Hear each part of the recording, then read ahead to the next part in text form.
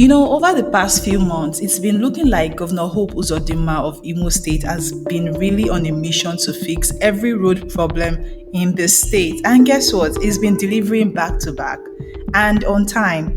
Let's talk about some of these awesome achievements. First off, I'm impressed and excited to tell you that the Balasuya Road in Imo State is now complete and ready for use. This road connects Okigwe Road to Olu Road. For those of you very conversant with this road, you would know that the road that connects Okigwe to Olu Road is now ready to be used, making life so much easier for workers, residents, and anyone moving around the state capital.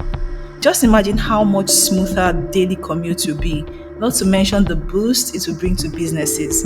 Imo State is undergoing a serious road revolution as we speak, making movements easier and encouraging economic growth. And just about a week ago, the governor, Hope Uzodimma, was out inspecting the DSS Road. For those who might not know, this road links Olu Road to Onitsha Road, and the best part, it's fully completed now. It's not just a road, it's a dual carriage road with proper drainage systems and solar-powered street lights. This is really, really incredible.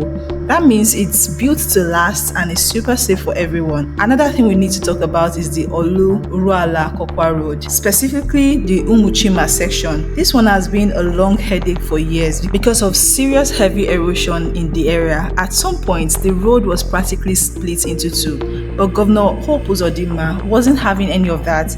He brought in Cranberg Construction, a very well-known company known for building strong, durable roads, to take care of it.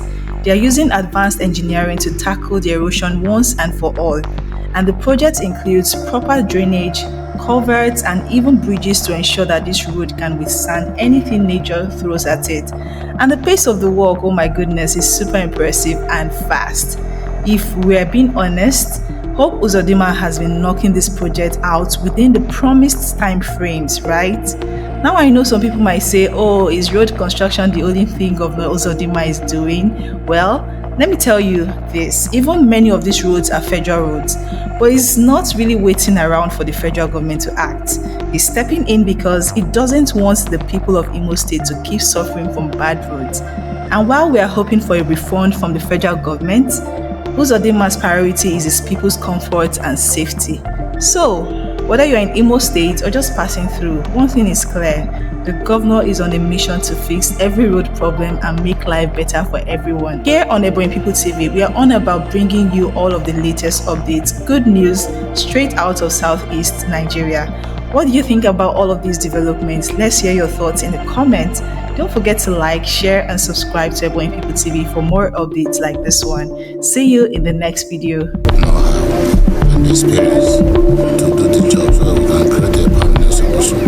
Government after government tried, but people agree with me that it did not work. This time around, with a well-designed technique, construction technique, and a global layer claimed contract like Cranberg, close supervision and monitoring, I'm sure we'll get a permanent solution to the